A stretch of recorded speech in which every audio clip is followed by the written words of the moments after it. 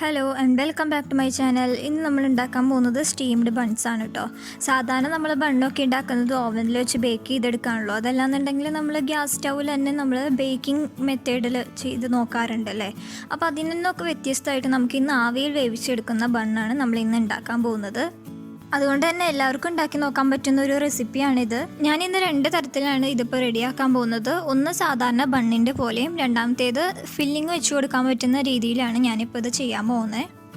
അപ്പോൾ നമുക്കിത് എങ്ങനെയാണ് ഉണ്ടാക്കുന്നതെന്ന് നോക്കാം. അപ്പോൾ ഞാൻ ബണ്ണ് ഉണ്ടാക്കാനായിട്ട് 2.5 കപ്പ് മൈദ എടുത്തിട്ടുണ്ട്, 3 ടേബിൾ സ്പൂൺ പാൽപ്പൊടി, 1 ടീസ്പൂൺ ഉപ്പ്, 1 teaspoon baking powder, 2 table spoon പഞ്ചസാര, 2.5 ടീസ്പൂൺ ഈസ്റ്റ്, ചെറു ചൂടുള്ള വെള്ളം 200 ml, പിന്നെ ഒരു 3.5 ടേബിൾ സ്പൂൺ വെജിറ്റബിൾ ഓയിലും കൂടി വേണം. അപ്പോൾ ആദ്യം തന്നെ ഈസ്റ്റ് ഒന്ന് ആക്ടിവേറ്റ് ചെയ്യാനായിട്ട് വയ്ക്കാം. അപ്പോൾ ആദ്യം ഞാൻ ഈ ഒരു പാത്രത്തിലേക്ക് 2 ടേബിൾ സ്പൂണോളം പഞ്ചസാര ചേർത്ത് കൊടുക്കുന്നുണ്ട്. ഇതിലേക്ക് ചെറു ചൂടുള്ള വെള്ളമാണ് ചേർക്കുന്നത്. 200 ml വെള്ളമാണ് ഞാൻ എടുത്തിട്ടുള്ളത്. ഒരുപാട് ചൂടുള്ള വെള്ളം ചേർക്കണ്ട. ഈ പഞ്ചസാര ആദ്യം തന്നെ വെള്ളത്തിൽ നന്നായിട്ടൊന്ന് അലിയിച്ചെടുത്തതിന് ശേഷം ഇതിലേക്ക് ഒരു 2.5 ടീസ്പൂണോളം ഈസ്റ്റും കൂടി ചേർത്ത് കൊടുക്കാം. ഇതൊന്ന് നന്നായിട്ടൊന്ന് മിക്സ് ചെയ്ത് കഴിഞ്ഞാൽ ഒരു 10 മിനിറ്റ് നേരത്തേക്ക് ഇതൊന്ന് മൂടി വയ്ക്കുക. അപ്പോഴത്തേക്ക് ഈസ്റ്റ് നന്നായിട്ട് പൊങ്ങി വരും കേട്ടോ. ഇപ്പോൾ ഒരു 10 മിനിറ്റ് കഴിഞ്ഞിട്ടുണ്ട്. ഈസ്റ്റ് നല്ലപോലെ പൊങ്ങി വന്നിട്ടുണ്ട്. അപ്പോൾ വെള്ളത്തിന് ഒരുപാട് ചൂട് കൂടി കഴിഞ്ഞാൽ ഈസ്റ്റ് കറക്റ്റായിട്ട് ഇതുപോലെ പൊങ്ങി വരില്ല കേട്ടോ. ഇനി ഇതിലേക്ക് നമുക്ക് ഒരു 3.5 ടേബിൾ സ്പൂണോളം വെജിറ്റബിൾ ഓയിലും കൂടി ചേർത്ത് കൊടുക്കാം. അപ്പോൾ നിങ്ങൾക്ക് ഏത് റിഫൈൻഡ് ഓയിൽ വേണമെങ്കിലും യൂസ് ചെയ്യാവുന്നതാണ്.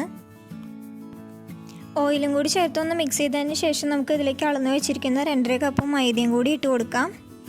ഇതിലേക്ക് ഞാനൊരു 3 ടേബിൾ സ്പൂൺ പാൽപ്പൊടിയും കൂടി ചേർക്കുന്നുണ്ട്. അപ്പോൾ പിന്നെ ഇതിലെ ഈസ്റ്റിന് പുറമേ ഞാൻ ഇതിലേക്ക് 1 ടീസ്പൂൺ ബേക്കിംഗ് പൗഡറും കൂടി ചേർക്കുന്നുണ്ട്. പിന്നെ ഇതിലേക്ക് 1 ടീസ്പൂൺ ഉപ്പും കൂടി ചേർത്തിട്ട് നല്ലപോലെ ഒന്ന് കുഴച്ചെടുക്കാം.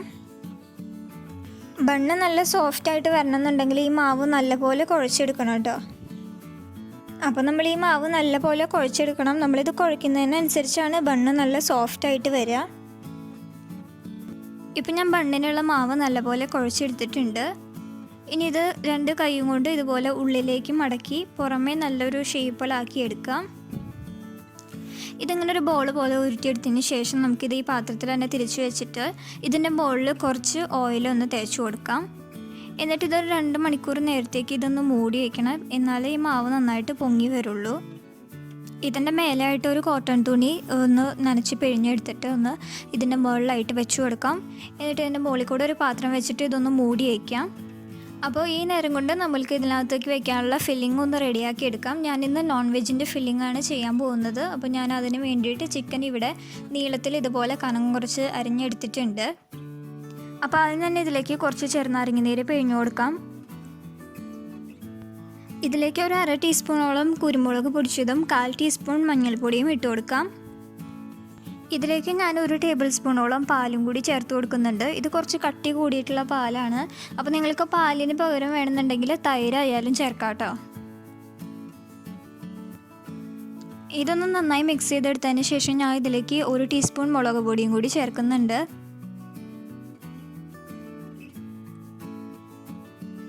ഇതിലേക്ക് ആവശ്യത്തിനുള്ള ഉപ്പും കൂടി ചേർത്തിട്ട് ഇതൊന്ന് മിക്സ് ചെയ്ത് വെക്കാം. നമ്മളിതിൽ പാല് ചേർക്കുന്നത് ചിക്കൻ ഫ്രൈ ചെയ്ത് വരുമ്പോൾ അത് നല്ലപോലെ സോഫ്റ്റായി വരാൻ വേണ്ടിയിട്ടാണ് നമ്മളതിലേക്ക് പാല് ചേർക്കുന്നത്. ഇത് ഒന്ന് മിക്സ് ചെയ്തിട്ട് ഇത് ഒരു 1/2 മണിക്കൂർ നേരത്തേക്ക് ഇതൊന്ന് മാരിനേറ്റ് ചെയ്ത് വെക്കണം. ഇപ്പം നമ്മൾ മാവ് കുഴച്ച് വെച്ചിട്ട് 2 മണിക്കൂർ കഴിഞ്ഞിട്ടുണ്ട്.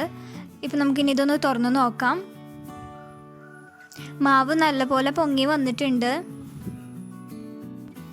ഈ മാവ് നമ്മൾ മുമ്പ് കുഴച്ച് വെച്ചതിനേക്കാളും ഒന്നും കൂടി നല്ലപോലെ സോഫ്റ്റ് ആയിട്ടുണ്ട് ഇപ്പോൾ. പിന്നെ ഈ മാവ് പൊങ്ങി വരാനായിട്ട് എടുക്കുന്ന സമയം എന്ന് പറയുമ്പോൾ നമ്മുടെ റൂം ടെമ്പറേച്ചറിനനുസരിച്ചിരിക്കും. ഇപ്പോൾ തണുവ് കാലമൊക്കെ ആണെന്നുണ്ടെങ്കിൽ കുറച്ചധികം സമയം എടുത്തേക്കാം. ചൂടുകാലമൊക്കെ ആണെന്നുണ്ടെങ്കിൽ കുറച്ച് സമയത്തിനുള്ളിൽ തന്നെ മാവ് പെട്ടെന്ന് പൊങ്ങി വരും കേട്ടോ. ഇനി ഈ മാവ് ഞാൻ കൗണ്ടർ ടോപ്പിലേക്ക് എടുത്തിട്ടിട്ട് ഇതൊന്ന് ചെറുതായിട്ടൊന്ന് കുഴയ്ക്കുന്നുണ്ട്. മുമ്പ് കുഴച്ച് അത്രയ്ക്ക് കുഴയ്ക്കൊന്നും വേണ്ട. ചെറുതായിട്ട് അതിനകത്ത് എയർ ബബിൾസൊക്കെ ഒന്ന് പോകുന്ന രീതിയിലൊന്ന് ചെറുതായി ഒന്ന് കുഴച്ചെടുത്തതിന് ശേഷം ഇതൊന്ന് നീളത്തിലാക്കി എടുക്കാം. ഇപ്പം ഞാൻ ഈ മാവ് ഇതുപോലെ നീളത്തിലൊന്ന് ആക്കി എടുത്തിട്ടുണ്ട്. ഇത് നമുക്ക് ഇനി ഓരോന്നായിട്ട് കട്ട് ചെയ്തെടുക്കാം. അപ്പോൾ നമുക്ക് ബോളായിട്ട് ഉരുട്ടിയെടുക്കാനുള്ള എളുപ്പത്തിന് വേണ്ടിയിട്ടാണ് ഞാനിപ്പോൾ ഇതിങ്ങനെ ചെയ്യുന്നത്. ഇതൊരു കത്തി വെച്ചിട്ട് നമുക്ക് ഇത് ഓരോ ഭാഗങ്ങളായിട്ട് മുറിച്ചെടുക്കാം.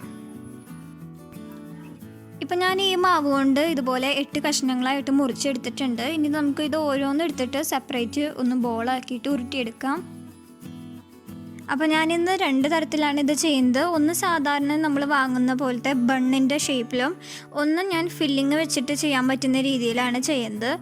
അപ്പോൾ ആദ്യത്തെ 4 ബോളുകൾ നമുക്ക് ബണ്ണിൻ്റെ ഷേപ്പിൽ റെഡിയാക്കി എടുക്കാം. അപ്പോൾ അതിന് വേണ്ടിയിട്ട് നമ്മളിത് ഓരോന്നും ഉരുട്ടുന്ന സമയത്ത് 2 കൈ കൊണ്ട് നമ്മൾ തള്ളവിരൽ ഉപയോഗിച്ചിട്ട് മോൾ ഭാഗത്തുനിന്ന് ഇതുപോലെ ചെയ്ത് ഉള്ളിലേക്ക് മടക്കി വയ്ക്കണം. എന്നാലേ പുറമേക്ക് നല്ലൊരു ഫിനിഷിങ് കിട്ടുള്ളൂ. അപ്പോൾ ഞാൻ ഇതുപോലെ 4 ബോളുകൾ ഇതുപോലെ റെഡിയാക്കി എടുത്തിട്ടുണ്ട്. നമ്മളിതൊന്ന് സ്റ്റീം ചെയ്തിട്ടാണ് എടുക്കുന്നത്. അപ്പോൾ ഞാനിത് ഇഡ്ഡലി തട്ടിലാണ് വെച്ച് കൊടുക്കുന്നത്. അപ്പോൾ ഇഡ്ഡലി തട്ടിൻ്റെ ഓരോ കുഴിയിലും ബട്ടർ പേപ്പർ വെച്ച് കൊടുത്തിട്ടുണ്ട്. അതിൻ്റെ മുകളിലായിട്ടാണ് നമ്മൾ ഈ ബണ്ണിൻ്റെ മാവ് വെച്ച് കൊടുത്തിട്ടുള്ളത്. ഇതൊരു 15 മിനിറ്റ് ഇതുപോലെ തന്നെ വെക്കണം. അപ്പോൾ മാവ് ഇതിനകത്ത് തന്നെ ഇരുന്നിട്ട് ഒന്ന് ചെറുതായിട്ടൊന്ന് പൊങ്ങി വരും. എന്നിട്ട് അതിൻ്റെ മുകളിലായിട്ട് കുറച്ച് ഓയിലും കൂടി ഒന്ന് തേച്ച് കൊടുത്തതിന് ശേഷം നമുക്ക് ആവിയിൽ വേവിച്ചെടുക്കാം.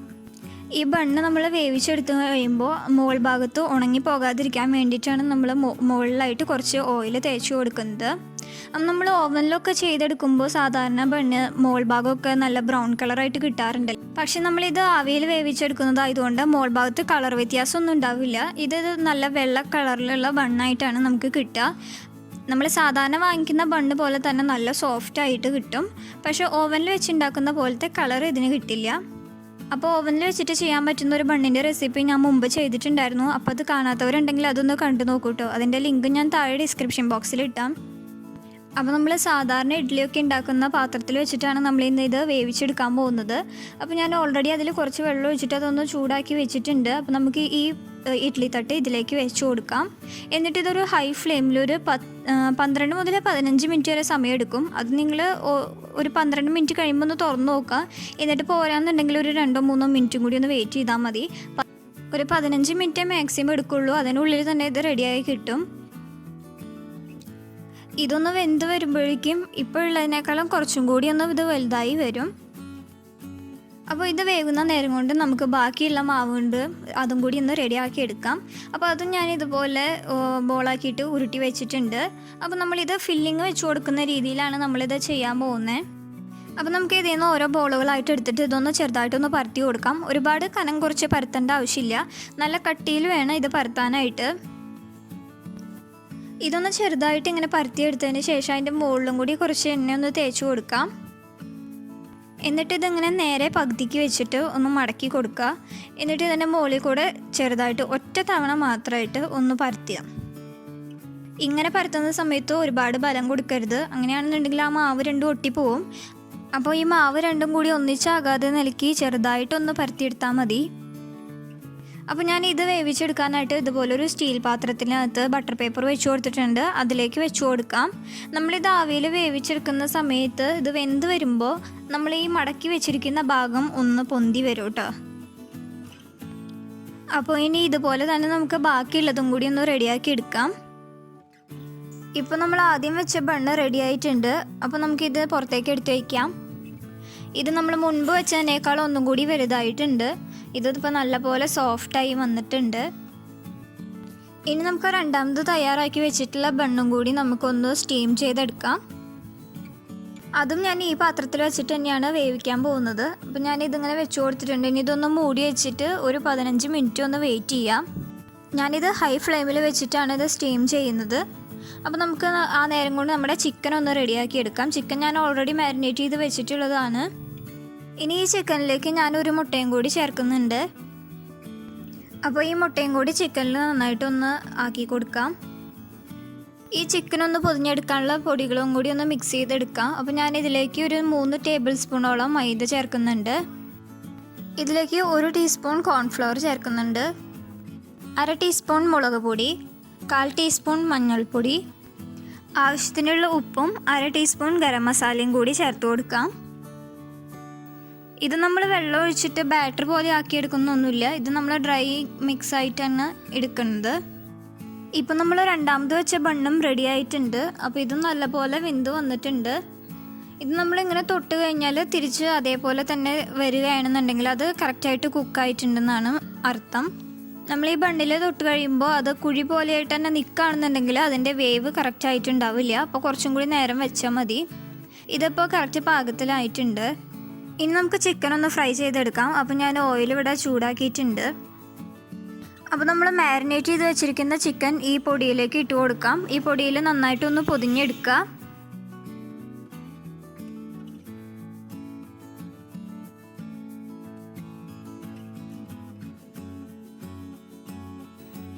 എന്നിട്ടിത് ചൂടായിട്ടുള്ള എണ്ണയിൽ ഇട്ടിട്ടൊന്ന് വറുത്തെടുക്കാം.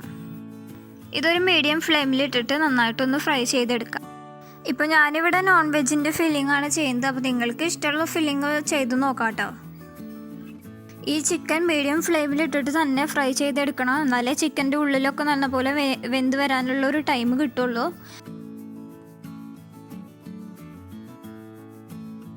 ഇപ്പം ചിക്കൻ റെഡി ആയിട്ടുണ്ട്. ഇത് ഞാൻ വറുത്ത് കോരി എടുക്കുകയാണ്. ഇതുപോലെ തന്നെ നമുക്ക് ബാക്കിയിരിക്കുന്ന ചിക്കൻ എല്ലാം വറുത്തെടുക്കാം. ഇനി നമുക്ക് ഈ ചിക്കന് വേണ്ടിയിട്ടുള്ള ഒരു സോസ് ഒന്ന് റെഡിയാക്കി എടുക്കാം. അപ്പോൾ ഞാനിവിടെ ഒരു പാനിലേക്ക് ആദ്യം തന്നെ 2 ടേബിൾ സ്പൂണോളം റെഡ് ചില്ലി സോസ് ചേർക്കുന്നുണ്ട്. ഇതിലേക്ക് 1 ടീസ്പൂൺ സോയാ സോസും 3 ടേബിൾ സ്പൂൺ ടൊമാറ്റോ സോസും കൂടി ചേർത്ത് കൊടുക്കാം. ഇതെല്ലാം കൂടി ഒന്ന് ചേർത്ത് മിക്സ് ചെയ്തെടുക്കുക.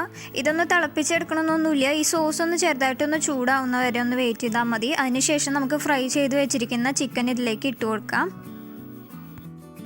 ഈ സോസിൽ ചിക്കൻ ഇട്ടിട്ട് നല്ലപോലെ ഒന്ന് മിക്സ് ചെയ്തെടുക്കാം. അങ്ങനെ ഫില്ലിംഗ് ആയിട്ട് വെച്ച് കൊടുക്കാനുള്ള ചിക്കൻ ഇപ്പോൾ റെഡി ആയിട്ടുണ്ട്. അപ്പോൾ നമ്മൾ ഈ ബണ്ണിലാണ് ഫില്ലിംഗ് വെച്ച് കൊടുക്കാൻ പോകുന്നത്. നമ്മൾ ഈ മടക്കി വെച്ചിരിക്കുന്ന ഈ ഭാഗം ചെറുതായിട്ടൊന്ന് തുറന്നിട്ട് അതിനകത്തേക്ക് ഫില്ലിംഗ് വെച്ച് കൊടുക്കാം.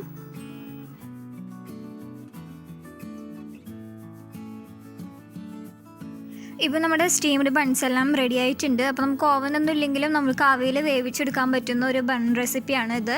എല്ലാവരും മറക്കാതെ ട്രൈ ചെയ്ത് നോക്കണം. വീഡിയോ ഇഷ്ടപ്പെട്ടെങ്കിൽ എല്ലാവരും ലൈക്ക് ചെയ്യുക. ഫ്രണ്ട്സിന് റിലേറ്റീവ്സിന് എല്ലാവരും ഷെയർ ചെയ്യണം കേട്ടോ. കൂടുതൽ വീഡിയോസ് കാണാനായി എൻ്റെ ചാനൽ മറക്കാതെ സബ്സ്ക്രൈബ് ചെയ്യുക. Thanks for watching.